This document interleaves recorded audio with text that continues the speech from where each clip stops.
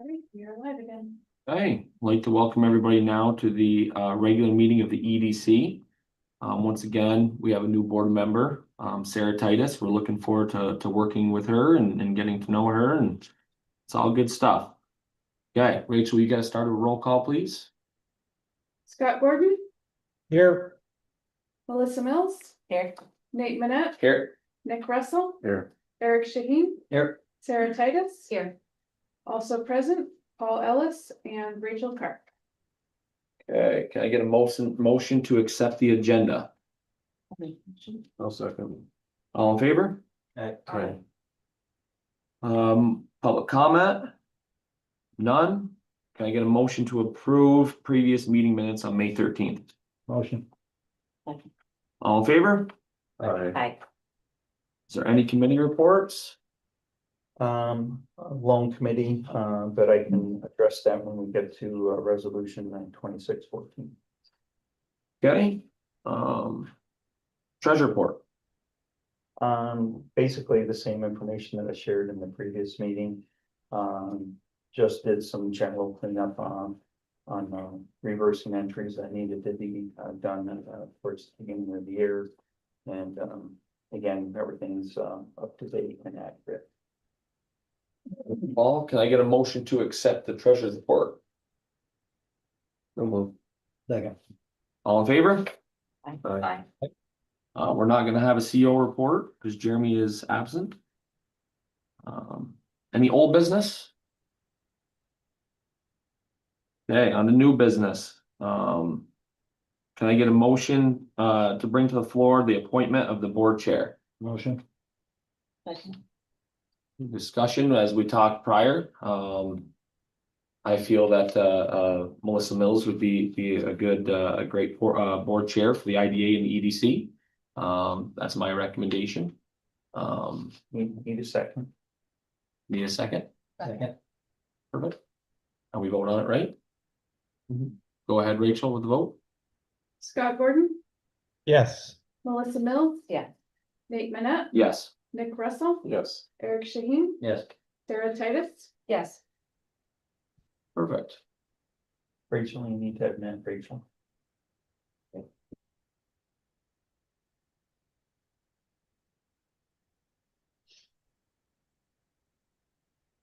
Hi, Rachel. Hi, We're almost to your point. Hold on a minute. no worries. Sorry Hi. I'm late. Was wrapping up an appointment. Okay, can I get a motion to bring to the floor resolution 2026-11, authorize amendments to employee handbook? Move.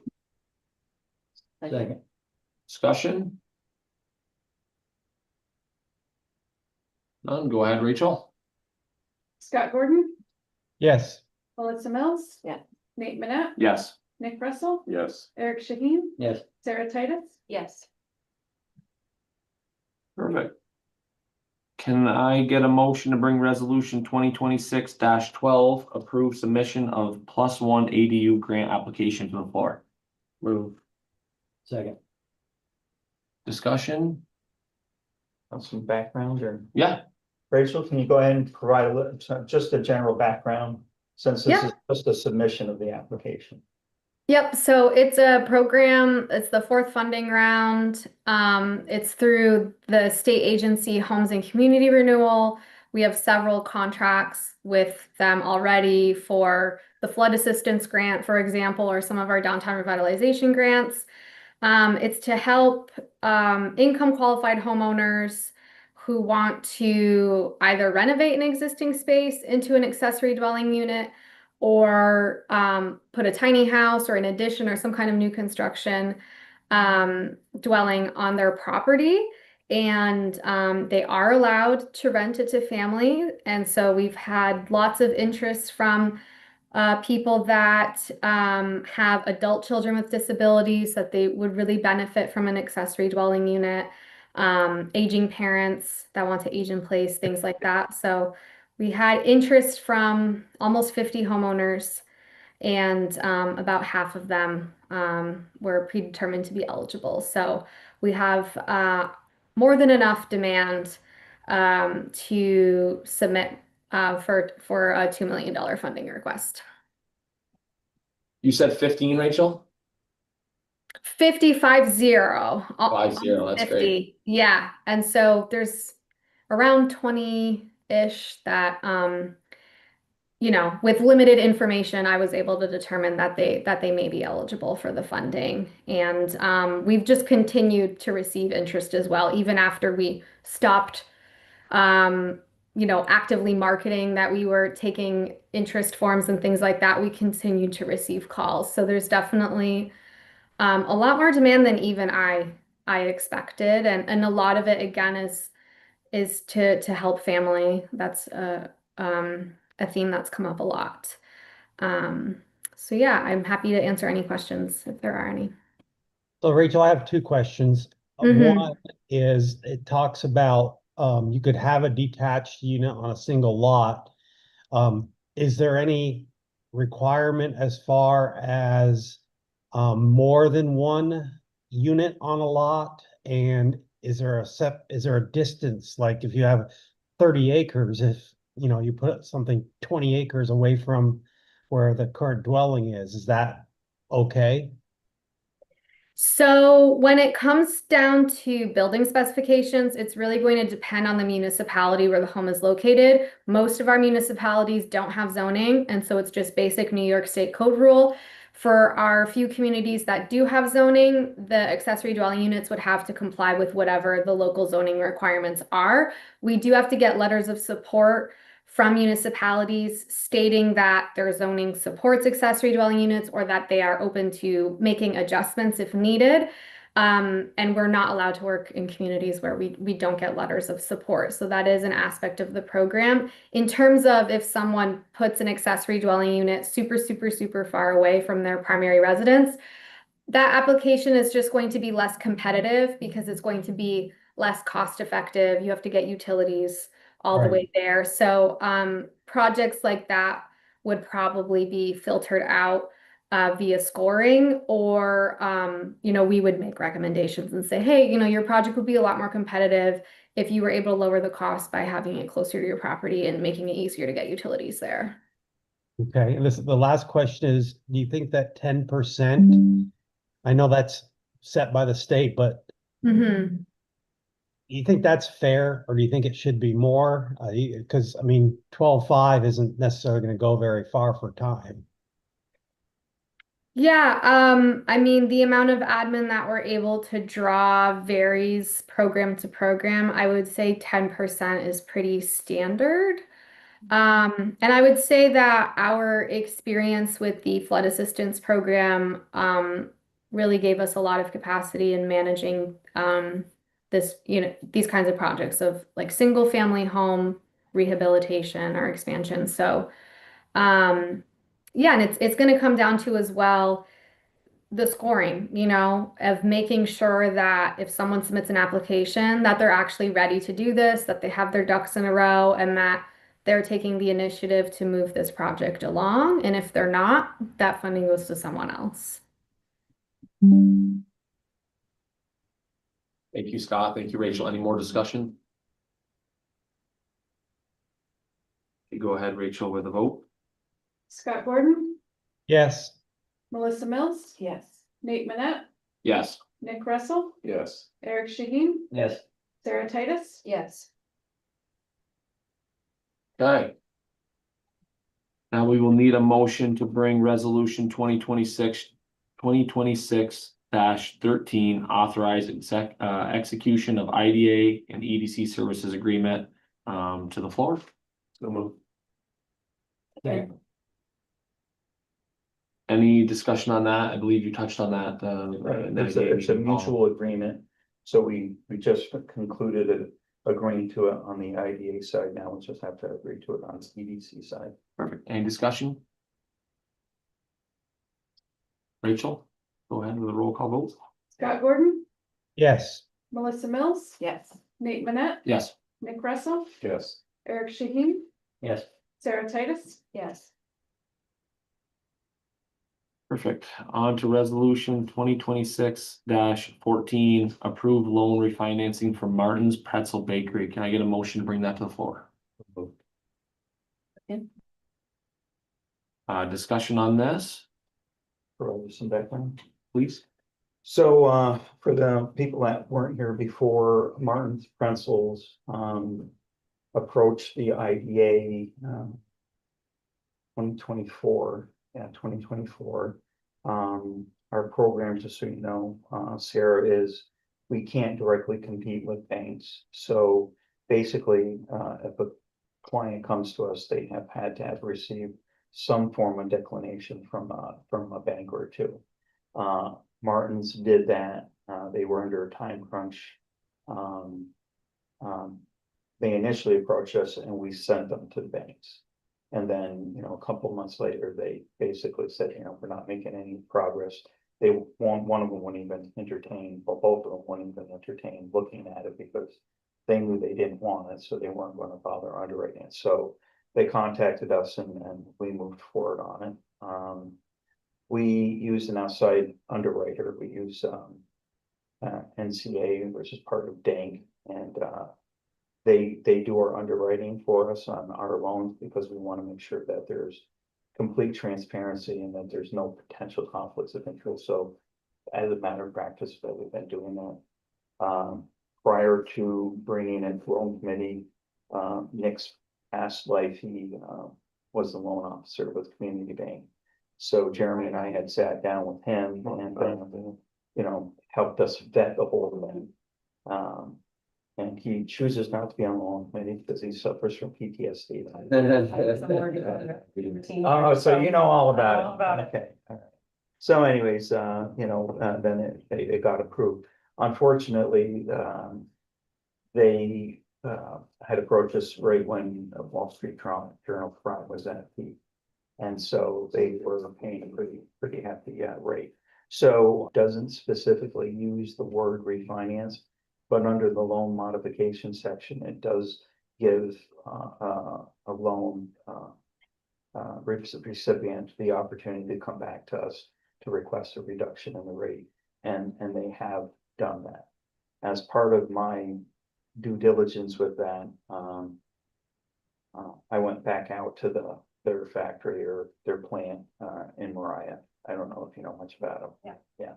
And quite a bit of expansion has gone on. They've increased their production space by about a third, an extra 2,000 square feet. Since we first got involved, they went from 12 to 23 employees. They went from about 338 to 780,000. They're expecting to go over $1 million in sales this year. They've won New York State awards. They've won national awards. They've been to Washington. They've been to the White House, or so they've really done a great job. And basically, when I sat down and talked with them, they're constantly reinvesting their own capital plus applying for grants because they've added quite a bit of equipment. They now do like a chocolate covering machine that covers them in chocolate or sprinkles. They're planning to do like a peppermint thing later on for Christmas and things like that. They now have a machine. They used to have to hand crank something that would put out the right amount of dough for them because everything's still hand twisted. It's still baked in the original oven from the 1930s. And they're not going to change that. But where they do see opportunities to improve production and just build their capacity, they do that. They're now at a point where they're stretched to the point where demand is always somewhat exceeding supply. They do have a marketing company that they've engaged that is able to return about 3 to 1 for every dollar spent, they get 3 back. But they haven't really been pursuing that because they can't keep up with demand as it is. So they did operate, they're doing a second shift that really comes in and does like maintenance on equipment and stuff like that. But at some point they are going to have to expand the production to a second shift just to meet demand. So a lot of the equipment they have does come from some grants, but it also comes from invested capital, reinvested capital. So they're looking for a reduction on their interest rate. Basically, interest rates have come down about 1.75% from where they first got involved. If we stayed with the same spread that we had with the original loan, we really would be here talking about 5.75 roughly. But we felt like, the floor should be established at around 6.25. It's something that they can manage, it helps them, and it also maintains a certain level. Hate using the term, but a certain level of profitability for our organization. The way the EDC operates is through loan interest and from, as Rachel mentioned, administrative costs that would get paid from the grants. So that's allowed the EDC to remain sustainable. So it's something that I would recommend to the board that we do. We don't have a long line of people lining up behind them. They were at the peak. Prior to them, a lot of the loans were, we have loans back when interest rates were 0. We have loans that are roughly 3.25, 3.75, 4.25. So they're all in the low end. Some more recent loans were probably in the 7% range. I don't see them lining up for any refinancing at this point. So that's my recommendation. Any discussion? Yeah, I mean, I do see, I'm looking at our loan list and we discussed this at the loan committee. I mean, we do have other loans out of 8.75, 8.28. We do not. Well, are these not accurate? We don't have any loans above that. I mean, I'm looking at the sheet, so these are paid then, these loans, I'm not sure what you're looking at. open loans. Black Mountain Agricultural.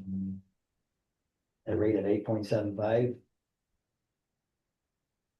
I'd have to look it up, where they are. The Orchard, 8.25, Who? Prairie Orchard. I mean, these are they're in our packet. I mean, these loans aren't active anymore. I'd have to look them. No, they're active, but I don't believe rates were that high. But Well, I they don't, haven't approached us. I don't know, what's the point if the rates are that high? I just Well, have- the rate is, we're not in the loan business. This is one of the issues that came We- up. we and are we're in the not loan in business. the banking business. Right, but we are. I in the loan understand business. that we help, help people get started, and it's great that they're doing great. Have they looked out at bank financing? No, Going because outside we financing? have the relationship with them. We underwrote the original loan, banks turned them down. This is, a question that, we have the relationship with them, like if they have a relationship with the bank, they go back to their original bank and buy down the rate. I mean, I just don't think we should be in the business of lowering interest. We gave them a loan. If they can seek it from outside bank, then that's great. They're on their feet and they're moving. I mean, we had this discussion the other day. Well, I disagree with you, that we have. That's fine. We You can have, agree to we disagree, made, Paul, but- we made the loan, we worked. But the loan. again, at what point do we say, if you built the business and your things are going great, that's great.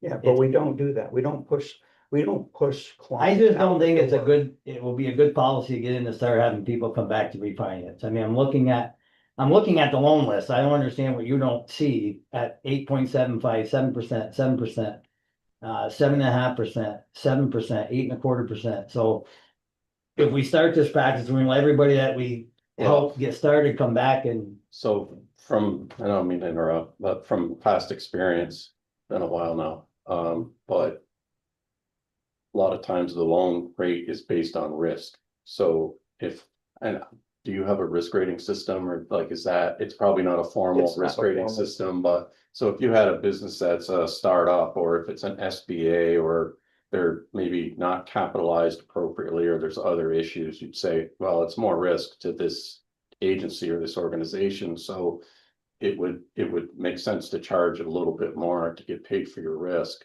And in the case of Martin's, they've obviously proven themselves.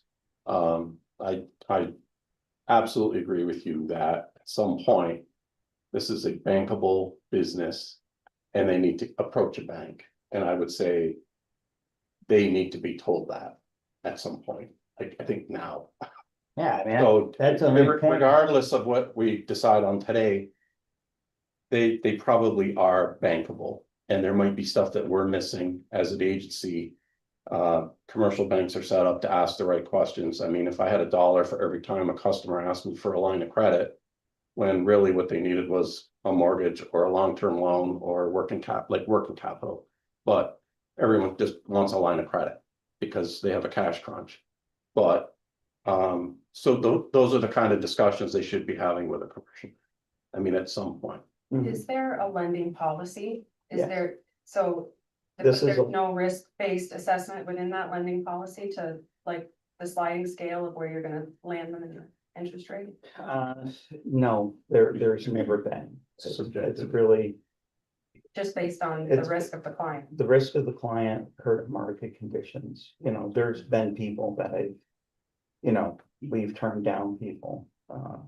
If they were to get a rate from a bank today, what would that number look like? I'm not sure. But I think even just like talking about it before, like we have discussed it. They are growing and they're doing well. But it still is new. It's not like they have been and it's growing so quickly that it hasn't been established and for a very long time, and banks are tricky to get approval for things, and I think his age, there's like a lot of risk there in its pretzels, so like in the banking industry, it's like we're in this area and it's pretzels and he's got this age, and there's a lot of factors that go against it in a banking world where but they've proven themselves with a lot of the way they run things. He goes above and beyond. And there, listen, I don't agree with a lot of things, and and I do agree with what you're saying 100%, but this is a very unique situation to our area and our town. It just is. Everything about it is very unique. So I may add this, I always, on these kinds of situations, go back to policy and what does the policy say? And, I'm looking at the policy and it talks about interest rate adjustments, and it gives some examples of potential reductions and a 1/4% for each of those particular points. And, when you start looking at why you do potential reductions, or if for that matter of fact, potential increases, it's clearly stated in some of the examples that are given. For example, positive impact in the downtown, blight reduction, tourism impact or support, community impact, expansion or preservation of a business, increased use or value of an underutilized resource, like local foods. And I think that once you look at all of those and follow the policy, we are just as have just a right, as much of a right to decrease somebody's rate as we are to increase if they had those various risks that are listed on this policy. So I guess I go back to, do I like to put money back in somebody else's pocket? No, nobody likes that. But we're following policy, and policy trumps my feelings of I'd rather have that money for myself. If I could add on to that, Scott, I mean, one of the things that, because anybody that's worked with me for a long time, I don't like giving up money. I like to make money. I don't, especially when it comes to, some of the clients that I've helped. I rather make sure there's money in their pocket versus the government's pocket. So, but when it comes to this agency, we are, by name, Economic Development Corporation. And I take that as the primary mission of the organization. And yes, I want to make money, but we're not a corporation in the purest sense that we're here for the benefit of the shareholders. We're here for the benefit of businesses, the community at large, and the people of Franklin County. So I look at it as economic development. And if they were, simply. If they weren't reinvesting in their business. And have grown it to the degree that they have in 2 years' time. Maybe I might feel different, maybe I won't, but they are reinvesting this. And look at the economic benefit. And when you stop and you cut through all of this. And you bring it down to, they went from 12 to 23 employees. What is the economic benefit that the county as a whole has received from that? Maybe some of these people were on social services, taking from the system, and now they're paying into the system. People can, pay their mortgages better, pay their car payments, put kids through college. These are all important things that we can't lose sight of. So do I like losing a little bit of money on the interest? Sure, but I'm not going to lose sleep over it. I lose sleep over the fact that maybe businesses can't survive in this county and more people become unemployed. And here we have an employer that is a juggernaut in creating jobs in the little town of Mariah. So I think we have to consider and continue to refocus that this is economic development for the county. I think also we need to, as a board, also look at the other side of that coin as well. When I start looking at some of these businesses and some of their loan repayment difficulties, I should say, or delays, maybe we should start looking at some of them to look at a potential rate impact that's the opposite because of the risk that we're seeing. So, I don't think this is a thing where it's all decrease in a reduction in interest rates. We also have to look to honestly at some of the loans that have been given, and maybe we should increase the rate on some of those. Yeah, because commercial loans are basically based off prime plus 90% of them. I mean, I've had my share of them, and so what happens if all of a sudden it goes crazy and the rate skyrockets? But So do we go back and say, well, guys, we're gonna, we're gonna have a policy in place. We should have that part of the policy. Is that Where- related to the truth in lending? When you disclose your documents at the signing? We're not required to be truthful on this. Gotcha. So I mean, if we're gonna put a policy in place, the policy should be also in place for the reverse of that. Well, that would It be is in adjustable place. rate loans, and we don't do adjustable rate loans. Well, then we shouldn't be touching the rate then. I mean, Well, banks offer refinancing, and we're offering refinancing too. I would want to see a letter from a bank that they got denied to get a lower interest rate. I just, every loan that we issue is a risk loan. I mean, because we're giving a loan out to a business or that can't get a commercial loan. So I mean, it was explained to me, I've only been on the board 8 months, but it was explained to me that the loans were last step. I mean, either you're getting a bridge loan to cover a grant, which I understand, or these loans are the last, I mean, they couldn't get outside finance. So every loan that we issue is a high risk loan. The policy doesn't say that we have to redirect them out for refinancing. It says we have to direct them when they first approach us for a loan.